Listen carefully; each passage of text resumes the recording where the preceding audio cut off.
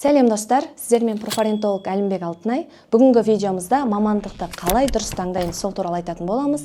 Видеоны соңына дейін көріңіздер. Достар, сіздер статистиканы қате естіген жоқсыздар, және бұл статистиканы біз ойдан алған жоқпыз. Жыл сайынғы түлектердің 70%-ы анық айтатын болсақ, 150 мың түлектің 120 мыңы өз мамандығын қате таңдайды. Не болмаса қазіргі уақытта қате оқып жатыр. Оның себебі неде? Жалпы мамандықты қате таңдаудың негізгі 3 себебі бар. Оның біріншісі және де ең жиі кездесетіні ол еңбек нарығын зерттемеу, не болмаса тренд мамандықтарға алдану.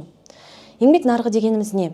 Бұл мамандықтың қайсы қоғамға қажет, не болмаса қай мамандыққа ақша жақсы төленеді.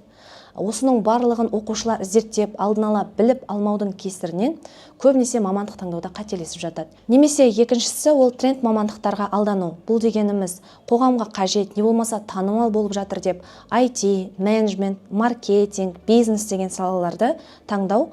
Мұның барлығы өз кезегінде оқушының өз мамандығын болмысына сай таңдамауға алып келеді. Яғни кейін оқушылар студент болған кезде жаңағы танымал мамандықтың өзін алып кете алмай жатады.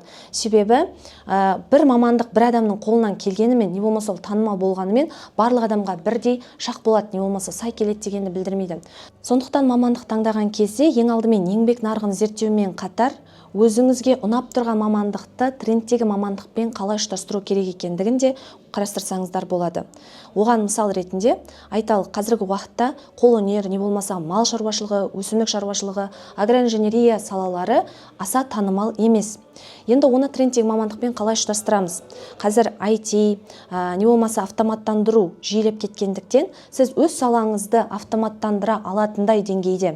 Яғни инженерияның ішінде, мал шаруашылығының ішіндегі ең узкий дейді ғой, не болмаса тар салаларды специалисттер таңдай отырып, сіздер трендтегі маман, не болмаса сұраныстағы маман бола аласыздар. Осы ретте оқушыларға айта кететін негізгі кеңестердің бірі мамандықты ата-аналарыңызбен бірге таңдаңыздар. Себебі жыл сайын 87% ата-ана мен оқушы мамандықтың қайсы қоғамға қажет екенін білмейді. Осы себепті жергілікті және қалалық аймақтарда мамандықтарды таңдауда екі түрлі көзқарас бар. Оның біріншісі қалалық аймақтарда көбінесе менеджмент, маркетинг, бизнес, не болмаса IT салалары кеңірек таңдалып жататын болса, ал ауылдық аймақтарда тек қана негізгі 3 мамандық ол мұғалімдік, медицина, не болмаса әкімшілік бағыттары жиі таңдалып жатады.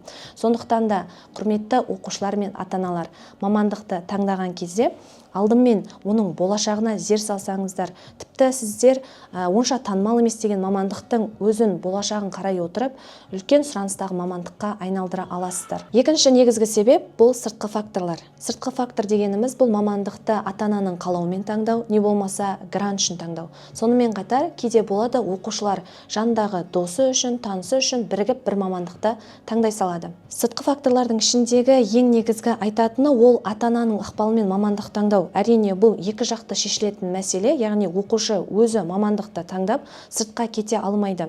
Яғни бірігіп жұмыс істеу керек. Алайда бұл шешімі жоқ мәселе емес. Оқушылар сіздерге айтарымыз, егер де өз өміріңізге жауапкершілік алмасаңыз, өз өміріңізді жоспарламасаңыз, онда біреу сіз үшін жоспар құрады, не болмаса біреу сіз үшін жауапкершілік алады.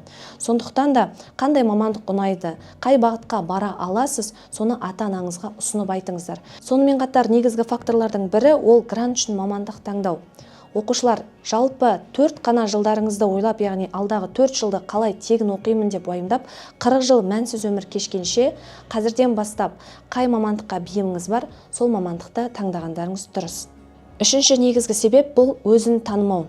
Өзін тану тек қана жас түлектің, оқушының ғана мәселесі емес, ол тіпті ересектердің де мәселесі.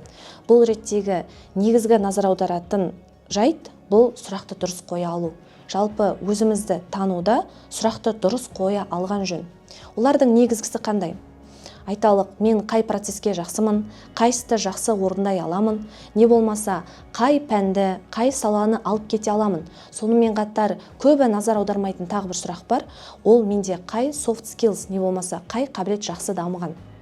Барлығымыз көбінесе пәндерге, салаларға бағыт беремізде, бойымызда қай қабілет бар, не болмаса қай қабілет жақсы дамыған, оны ескермей жатамыз.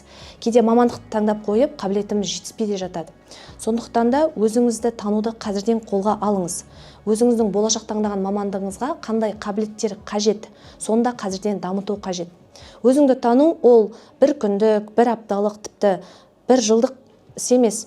Сондықтан оны неғұрлым ерте бастасаңыздар, соғұрлым ертерек нәтиже алатын боласыздар. Өзіңді тануда істеп көруге болатын ең жеңіл әдістердің бірі ол өзіңді сол сфераға, салаға салып көру. Яғни сізге қай бағыт, қай мамандық, қай процесс қызық, сол іспен айналысып көріңіз ұзақ уақыт. Яғни нәтижесін көресіз, сіз келесіз бе ол салаға, ол іспен айналыса аласыз ба, шыдамыңыз жете ме, қарым қабілетіңіз алып кете ала ма, осының барлығын процесс барысында ғана анықтай аласыздар. Қорыта келгенде айтатынымыз, мамандық таңдауға әсер ететін негізгі осы үш факторды, яғни мамандықты зерттеу, екіншісі сыртқы факторға ілікпеу, және үшіншісі өзіңді тануға баса жіті назар аударыңыздар. Достар, баршаңызға өздеріңізді тануда сәттілік және мамандықтарыңызды дұрыс таңдауға тілектеспін.